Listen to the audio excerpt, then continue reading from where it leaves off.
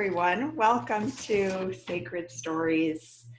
I am so looking forward to this conversation. And before I introduce my dear friend, Erin Celeste, I wanted to bring us into this sacred space with a blessing and a prayer. We're recording this on June 4th as our nation and as really humanity is being confronted with some heartbreaking realities that have been silenced for way too long. And so I wanted to find a quote that was about claiming our power and stepping into our power and being able to offer power to those that have been silenced for so long. So I had a field day searching for empowerment quotes written by amazing African Americans, and I found this one by Oprah that I really loved.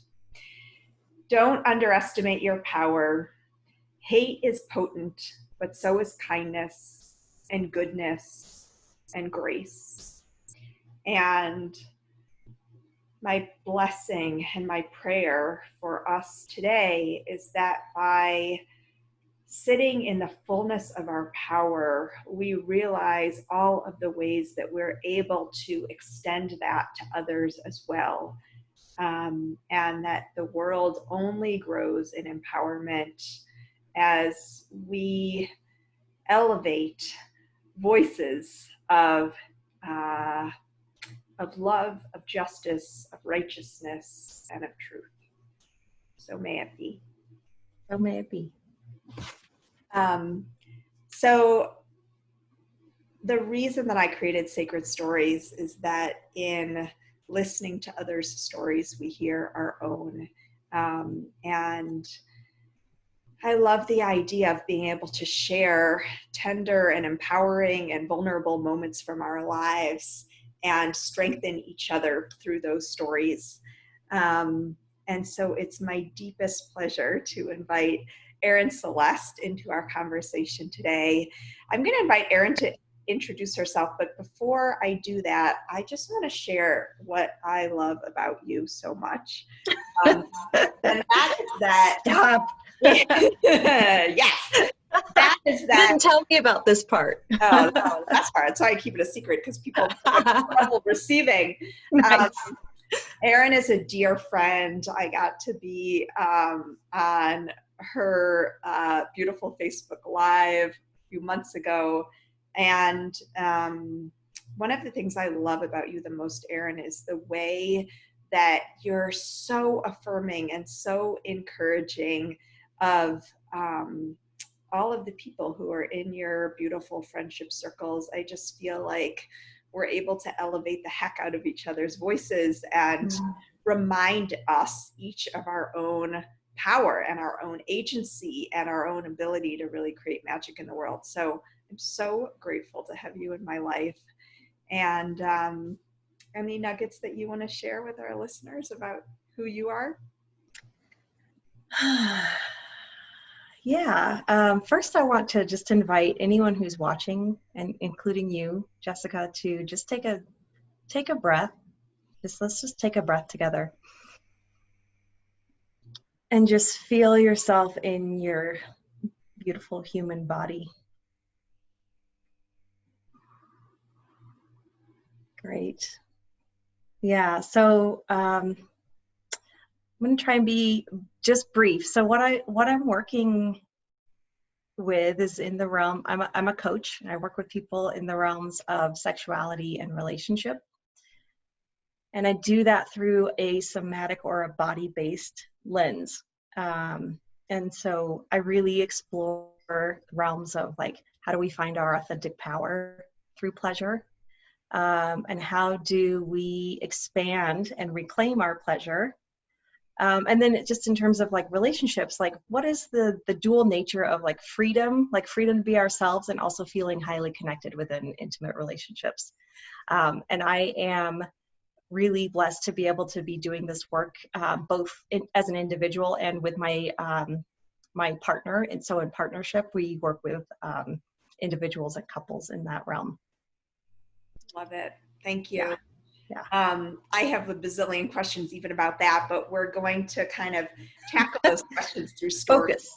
Focus. I think that I think that being able to hear the specifics of people's stories and journeys just enables us to get to know them in a very different way than kind of broad sweep of big ideas.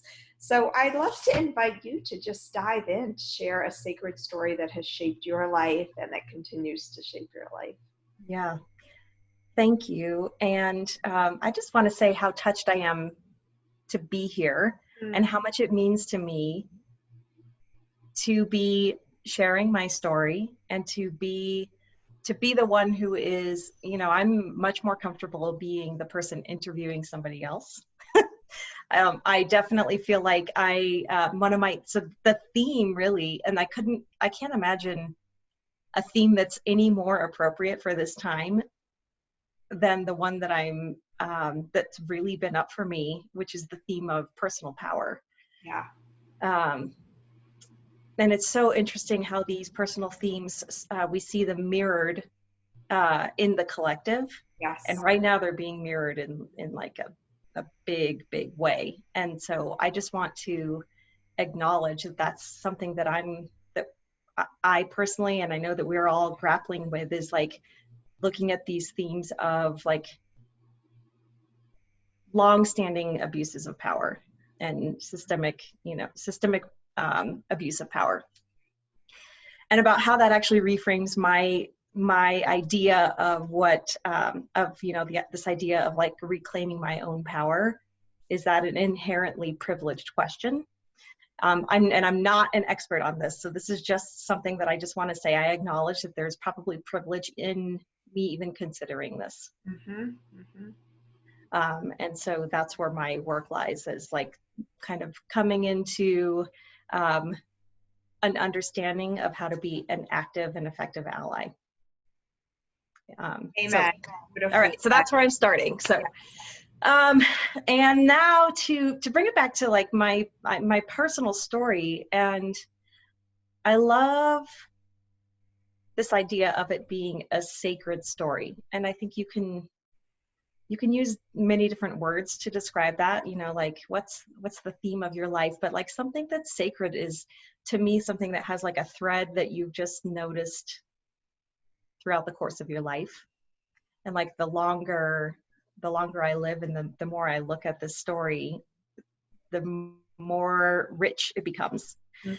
So my story really is around finding my voice, and coming from a place in my and how that relates to relationships, how I show up in relationships, right? So this is no surprise that what I'm talking about is relationships, because that's my it's my bread and butter, it's my passion. Yeah. And I think that I started on this path of how I show up in relationships and having voice based on my very early years in seeing these models of relationships, and seeing how both of my parents were very unhappy in their relationship with each other. And how they lacked skills. They lacked skills to, and because they're both lovely people on their own, and they lacked skills to love each other in a meaningful and deep and healthy way. And my mom especially, just I can see my mom's way of shutting down Mm. and way of not speaking up. And I can see how my dad's sort of like explosive anger caused me to be like, oh, it's much safer for me to just kind of like um, stay under the radar as much as possible in my life, Mhm. not speak up, stay small, stay hidden. So coupled with that, kind of like tumultuous relationship that was being modeled in my family life, was the fact that I also grew up in a religious home, like I'm sure so many of us did, like a religious Christian home. And I also went to a very conservative private Christian school all the way up through, in high school, I went to public school. Mm. So this was very much the traditional model of like women don't speak up, women don't have a voice, women in pleasure is certainly a very dangerous territory that we don't even want to traverse. And so all of those have been things that have kind of been playing on me in an unconscious way my whole life. And I started to see those being played out and repeated as I got into adult relationships. My first marriage was one that was like full of, and we thought we were like doing the work, right? Yes. Which at this point, maybe it was good because like we were doing the work at the level of maturity and understanding that we had at the time. Yes. Yeah. Doing the work the way that you. But it wasn't good. It was definitely not good. We're constantly like belittling each other and kind of like psychoanalyzing each other in like harmful ways. Mm-hmm. We both had infidelity. We both cheated on each other. I actually got into that relationship as a result of an infidelity with my previous boyfriend. Yeah. So that didn't work. And then I got into another long-term relationship and I realized there were things I wasn't saying. I got into these relationships because I wasn't really aligned with my truth. Mm-hmm. And so I wasn't speaking my truth. And I felt disempowered in a lot of ways. Part of the model of relationships for me was women can't support themselves and women are impoverished. And so I got into some relationships with men who I thought were wealthy, relatively wealthy, and that they would support me because I couldn't do it on my own. So it was very much like an externalized way of being empowered. And then because of that, it kind of trapped me into feeling like, well, I need someone to support me. So I can't speak my truth. I have no voice here. So then in those relationships with people who you thought were going to support you, when something troubling would happen, you wouldn't speak up because then you would be worried that you wouldn't be supported. For sure. And that looked a whole bunch of different ways. Sometimes that thought process was very direct like that, and sometimes it was a little more indirect, but that's definitely a theme, right, of this like not owning my power, not having voice, not showing up as my true self in relationship, and trusting that I could be loved as my true self. Oh God, Erin. Having voice. Yes. And like even saying that right now, I recognize this has been a very emotional week for a lot of us. Yeah. So I think everything's just a little bit heightened for me right now. But yeah. Let those tears flow. That's what so showing, and that's really the theme. That's the heart of the story for me is, can I show up as who I really am and be deeply loved? Yes. And feel safe in that.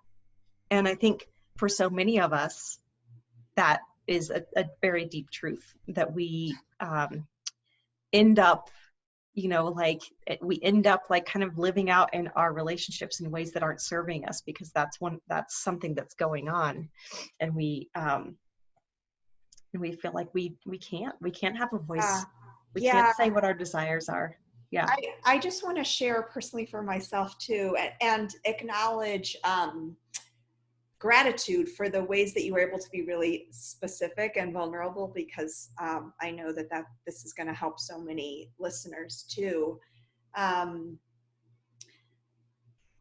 recognizing deeper and deeper patterns in myself of the ways that sometimes we hold someone else accountable for healing a deep wound within us, right?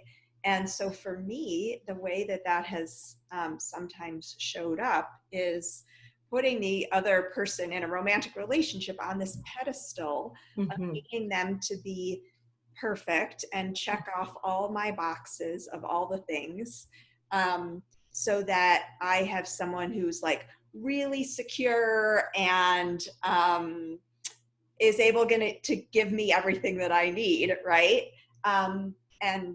And for me, that came from some unstable moments in childhood where I felt really scared. And so then, the ways that I put that then onto another person. And I feel like this is such a profound human desire to have someone else love us for who we are, Mm-hmm.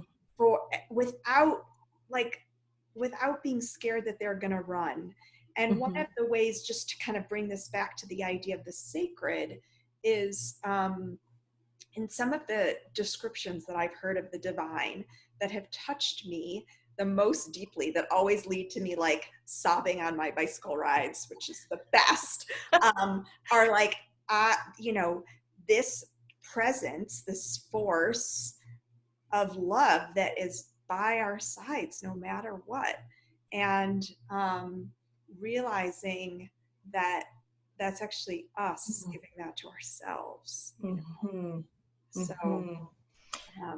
It's such a beautiful mirror, right, of the divine unwaveringly being by our side and loving us, right? And so I think what we desire in relationship is to have somebody by our side unwaveringly loving us, right, as a mirror of like our divinity. Yeah. And that's a unconscious or subconscious desire, but I think that's where that shows up and why that shows up.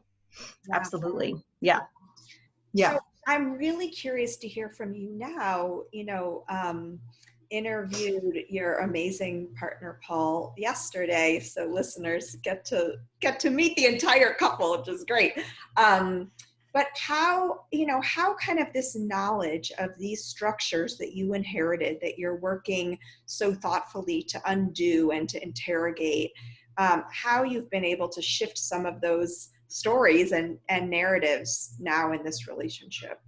What's that Yeah. like? That's such a good question. And so if I were to be succinct about it, which is my goal. So after I broke up with the last long-term boyfriend that I was describing, kind of like having these unhealthy patterns, and I kind of came to this aha moment when he and I broke up around a few different things. And the major thing was I was like, I've been doing relationships wrong. Something's not working. What can I do differently? Like Yeah. that was an actual thought. What can I do differently? Yeah. I was like, I've never really been single for a very long time in my adult life. Mm-hmm. And I'm going to do that. And I'm going to do that for as long as it takes for me to feel like I've gained some sense of who my authentic self, who I am on my own as an individual before I move back into relationship. Yeah. And that also, so that meant like experimenting with a whole bunch of different ways. Like I was not celibate, and I definitely, so I was grappling with like issues of like, who am I as an individual? Who am I as a sexual being? I started, there were questions about my sexuality that I since have explored. I since had questions around like relationship structure, like questioning the dominant sort of like monogamous, like one man plus one woman forever equals a happy life. Yeah. That is, and so that's in the dominant, yeah. So that's in the dominant culture, and then also in the sort of like religious culture as well, like the sort of like the conservative Christian culture that I came from, and I think most religious cultures. And I just was like, I'm just going to take my time. So I was single for 3 years before I met Paul. Yeah. And that was a long time. Yeah. That was the longest time I've ever been single in my adult life. And it was really a very special time, and also painful, at times very lonely, not without challenges, but it felt like one of utmost importance. And I think because I did take that time, I knew that I wanted to attract a partner that was also going to have a a somewhat of a shared interest in also creating healthy relationships, and also had that sort of like adventurousness of spirit in terms of questioning relationship structure. Yes. And wanted to have that kind of adventure with me, you know. And so that's we just kind of started out on that with those shared ideals in mind, which was very special. Mm-hmm. And I think our unrelenting commitment to looking at these things that kept coming up. Yeah. And I have to say, there's been some very painful times as a result of that. It's not easy. I think sometimes when we get into a relationship that like is healthy and happy, and you're like, oh, we did the work and it's all good now. It's like, no, it is really challenging, because what's going on is like that partner is a mirror to like all the ways in which your wounds from your earlier life are showing up. Yeah. And you have the choice. That's an invitation, in my opinion. It's an invitation to dig in and look at what is that in me, Mm-hmm. versus like, you're bad, wrong. You, my partner, are bad, wrong, and we're incompatible, and I'm out of here. Yeah.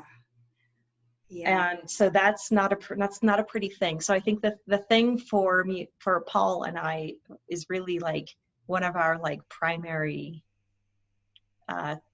goals, themes, focuses, however you want to say it, is self-responsibility. Uh-huh. So yeah, not finger pointing, but really like looking at whatever comes up and taking a look at what that is in you. Yeah. Gosh, I have two very different questions. Yeah, I'm gonna start with kind of a more like general relationship resource question, and then get to a time during my life that I'm curious to hear your thoughts on. So, do you have a thought on the best way, if we're in a partnership and or any kind of relationship really, and the other person is feeling triggered and reacting in some way, what is the best way for us as the other person to be able to hold them in sacred space so that they can get to a place of like gently seeing their wounds and the two of you can heal together? So how is the other person, like what's the best way that I can show up as the other person? Well, that's a topic that we could do an entire day-long workshop on. Give it to me in 30 seconds, Erin. Go. Oh, yeah. So obviously there has to be a willingness for, this, before I get to like what you can do as the partner of that person. Right. Like there has to be some kind of willingness on everyone's part to a continued commitment to looking at their own stuff, right? One thing that I think people struggle with is empathy for your partner. And one way to do that, so very quickly, this is a little 30-second hot tip, relationship hot tip. If your partner is triggered, instead of you guys going back, or the two of you going back and forth, like, you did this, I blah blah blah blah blah blah, from a head-based sort of like mind space, where you can just go round and round and round, and the trigger actually like starts to explode. Yeah. Pausing and taking a breath, asking your partner, what do you feel in your body right now? Yeah. Are you, and they can say, I feel, your comment about whatever made me feel like my guts are just clenching and it's just like on fire. Mm-hmm. That promotes empathy, because you cannot, it's a indisputable truth about them. You can't argue about, that didn't trigger you. You can say, oh, thank you. Thank you. It depersonalizes it too. Yeah. Yeah. Yeah. So I'll give you that nugget. And Beautiful. Yeah, I think getting back into a connection with our precious animal bodies, Yeah. so powerful. Yeah. I guess so. This is the example from my own life, asking for a friend here. How, if we're in a relationship with someone, and again, this can be a friendship, it can be romance, and we're noticing that we're being triggered a lot. How do we know when it's time to work on our own stuff versus like maybe it's just not great for either of us to be in this connection? Um, I'm thinking about a relationship from my past where we just triggered the heck out of each other. We really brought out each other's worst sides. I triggered this other person's abandonment stuff. They triggered my like overly needy stuff that made me want to just friggin' run the other way. Um, yeah, it was so sad because both of us have so much light in us, and it was very Hmm. roller coastery. And we actually did do a lot of work on it, but ultimately it wasn't salvageable. And I feel actually quite clear about that. So I guess I'm wondering, as you work with couples, is there a way to kind of discern when it's something that both people want to continue to commit to working on versus actually we're just in such different places here? um, Maybe it's better to not keep banging our head up against a wall. Yeah, those are great questions. I'm gonna first turn it back to you and say, how did you know? What did you notice in that particular I'm laughing because I was going to piece say with yourself? I kept sobbing whenever we were together. That was a pretty clear. Oh goodness. What did I notice? Well, it's so tricky because, we have these monkey mind loops in our heads of telling the same story. And the one that I can go to a lot is like, this is not sustainable. This doesn't feel good. It's a fairly common one, I would say. So I would notice that coming up a lot. Um, Did you notice anything in your body you were relating with this person?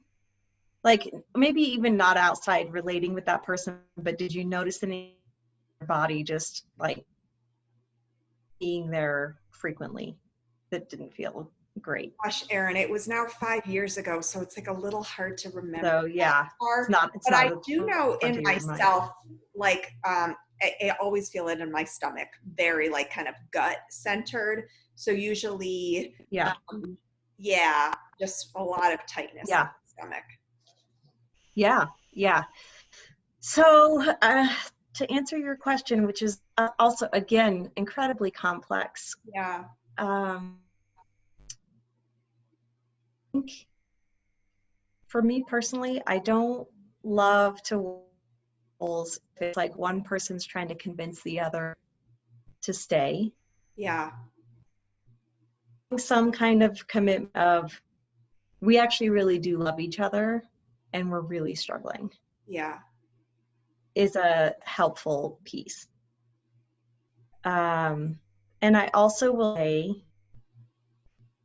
I am because I'm not attached to the romantic ideal of longevity of partnership equals health of partnership. uh-huh, uh-huh, And then that's because I saw from my own life people in long-term relationships that were completely missed with each other. yeah, And so if two people who have been equally doing the work of, kind of looking at their own stuff, they might come to a place where like this isn't actually working and decide that it's better to part.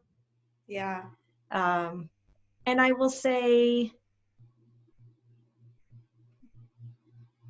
so I don't know why this is coming to mind because one of the ways that Paul and I really value being in a relationship with each other uh-huh, and that we try to espouse when working with people is a sense of fun and play.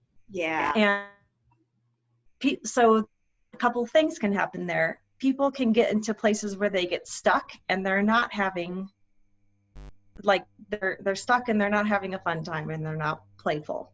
Yeah. Are they willing to try that? They're not even willing to try that as a tool. Like, that might be an indicator, like, that's it. Yeah. And I would say, and then my last thought here. So I, obviously this is another like topic for, Yes. day-long workshop at least. What's the ratio of your interactions? Even in the midst of like Paul and I having this last year, we really struggled with a lot of the like really deep core stuff. Yeah. And the thing that got us through that was looking at the ratio of which we had positive interactions to negative interactions. This is actually from the Gottman. Yes. And yes. they say a lot of stuff about, like you want to have like 5 positive interactions for every 1 negative interaction. Right. Or conflict or something like that. And so if your ratio is like really skewed, that could be an indicator that, maybe this is not good, and we're doing the work and it's still not good. Yeah.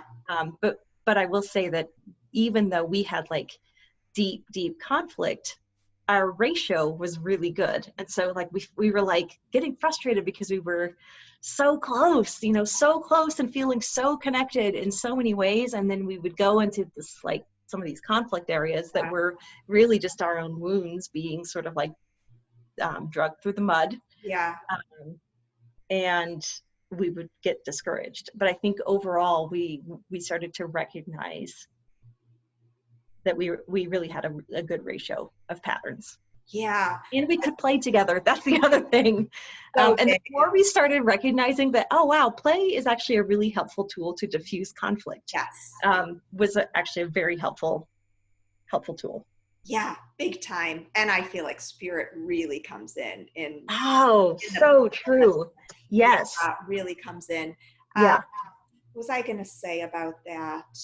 Oh yeah, just that our reptile brain, the ancient part of our brain, our amygdala, looks for the negative. Like that's what it's trained to do for our survival. So absolutely. When we can see all of the ways that we're putting pennies in the bank as opposed to, dumping them out, it's really helpful. Mm-hmm. And I was going to say too, as I think about kind of some of my romantic stories, a deep respect for each other goes a long way too. I think for me, that foundation of like profound respect for how the other person shows up in the world can be something that I kind of ground myself in those moments when I'm like freaking out about whatever. Yeah, definitely. And having respect for the person that you're in partnership with, and knowing and seeing and trusting that they're like a force for good in the world and they're in their way. Yes. Goes a long way. Yeah. Yeah, it can be a perspective shift too. Yeah, kind absolutely. of a zoom out a little bit. Yeah, beautiful. So as we're kind of coming to a close here shortly, do you have any invitations for listeners as they kind of think about, stories or structures that have kept them in a constricted place of pain or suffering? How we can start to, I'm so struck as you share your story at the way that you're able to like really question those structures and examine them. Any nuggets that you want to leave people with in terms of how they can start doing this work for themselves, or a way that they can kind of nurture their own spirit so that they can start to kind of chop down or untie or saw through these structures that are keeping them in suffering? I wish there was an easy answer to this question. I mean, it's really a lifelong body of work, right? It's funny, as you were like, I love how you've really questioned these relationship structures. I thought of this image, and I'm it's funny that I couldn't think of it at the beginning of our conversation. This image of me, I think I was like 11, and it was the first time I remember basically having an existential crisis where Yes. I was like, I'm supposed to grow up and get married and have kids. And I was like in tears Yeah. over this. And I remember coming out of my room late at night one night and like, I was crying, and my mom was like, what's wrong? You know, and I didn't feel like it was okay for me to tell her what was wrong. Right. Because I already knew at that point that was not the kind of thing that you were supposed to talk about. Right. But And what was so I just said, I don't know. Yeah. Anyway. Well, because what was wrong was that you didn't want to have the life that she was that was being conditioned into me, that I was told like that's what I was supposed to have. So I guess I'm sharing that because if anyone listening to this at any point feels any kind of resonance with that around like really questioning what are these relationship models or the way that I'm supposed to be in society, and that just like fill me with a sense of like sadness and hopelessness and dread and fear, that's an invitation, I think, for you to step into something deeper in yourself, for you to start questioning something. Yeah. If the life that you're living feels like you're living it because that's just what you do, or like that there's something in you that feels like there's more. Yes. And there's like, it feels like there's something missing, and maybe you don't even have words for it, but it could show up as something like hopelessness, despair, anxiety, depression, overwhelm. And I'm not meaning to, ignore like real mental health challenges, but some of the ways that like not owning your power and not owning your voice shows up in people is, and I think especially for women. So I come from, obviously I'm a cisgendered female. And I think one way that we are socialized in this world is like a learned helplessness. Yeah. And then like giving away of our power in those ways that make us have reactions and internal feelings of like, what is this life all about? And that could show up in the way that you show up in relationship, in the way that you are or are not showing up in your work career, or just like general sort of like life fulfillment, and the way that you show up in your sexuality and sexual experiences and pleasure. Yeah. So all of that is a very long answer to your question. What invitations do you have for people? I just invite people to have a conversation with me if that's something that you're grappling with and you want to get some clarity around some of these things for you. So I really like, this is one of the reasons I love coaching so much, is because the container is like, how can I just have a conversation with you and hold a space that really directs you into your own answers and back into your own power, and not feeding you the answers from another expert or something like that. So we have a Facebook group that people are welcome to join. It's called Evolving Relationships. So people can find us there. That's a great way to find us. Wonderful. Does that answer your question? I feel like I got a little bit off track. No, that answers my question perfectly. Great. And, what came into my heart is something that Elizabeth Gilbert says, because, I can't go more than a few minutes without quoting my number one. True. I know. I was like, when is she going to mention this? When does the quote come? When does it come? Elizabeth Gilbert says, sometimes it's just a sense of not this, even if we don't know exactly what is supposed to come.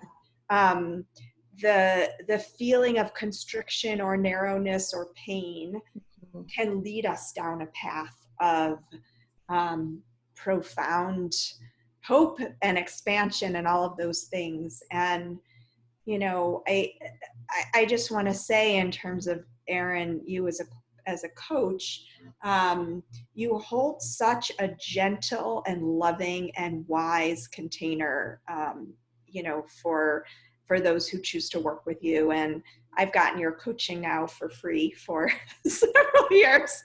Just the fact that we're friends, I get free services. And if anyone is feeling called to explore some of their own structures that they're looking to really start to question and to undo, definitely directing people to the Facebook group. And I know that you're happy to answer personal questions too. Absolutely. Yeah, Just, for sure. I'm reflecting now. Thank you for your time. And I want to kind of, as I bring this sacred container to a close and think about the way this conversation mirrors other structures in our lives, other structures in our world. I mean, we are seeing things explode right now. And I know for people who've benefited and bought into existing structures, it feels scary and unsettling. But there's also a sense, and this is so deep within me, when I go to places of hopelessness, or despair, I am able to turn myself to a place of, oh my gosh, imagine what we could create if there was justice for all, right? Like there's this vision of a society that is co-created together where we're able to create structures that uplift every single soul. Yeah. So I guess I invite people to bring into their hearts the sense of incredible expansiveness and potential that can happen when we start to dismantle oppressive structures in our own life, and then how that butterfly affects out into the world. As a way that we can really grab onto hope when we feel understandably saddened and beaten down and scared, that there's always this vision of spirit whispering in our ear for something way bigger, way more beautiful that wants to come. Yes. I love that. And I think that just makes me think of, coming from these sort of like perspectives of dualism, like black and white. Yes. Being like binary things, binary systems, or have and have not, or abundance and lack. Yeah. And how if the work of the work of spirit, in my opinion, is to start to take the bridge the divide between these dualities and start to come more into the sense of unity thinking and oneness. Yeah. Oh, I love that so much. I mean,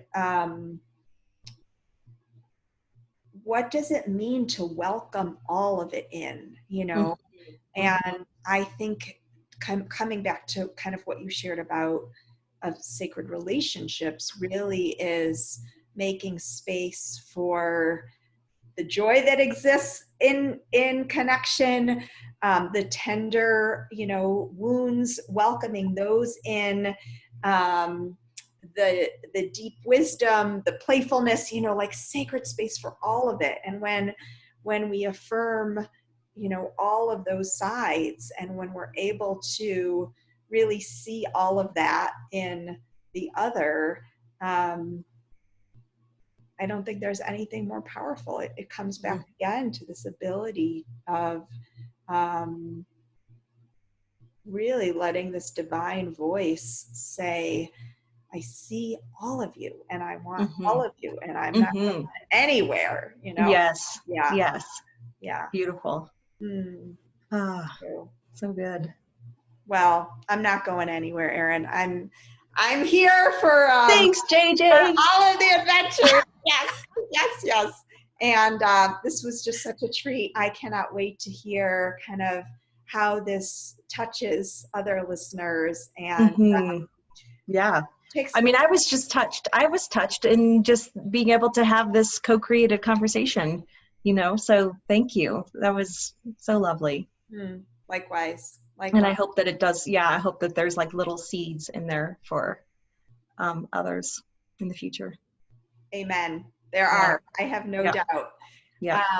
Thank you for your time, and blessings to all of us for a day filled with honoring all of the empowerment that we hold within us and seeing the beautiful power in the sacred souls around us and in our world, and elevating all of it and making sacred space for all of it, and know that we all rise and we all grow stronger as we're able to uplift the power and the empowerment of everyone. So may it be. So may it be. Thanks, everyone. All right.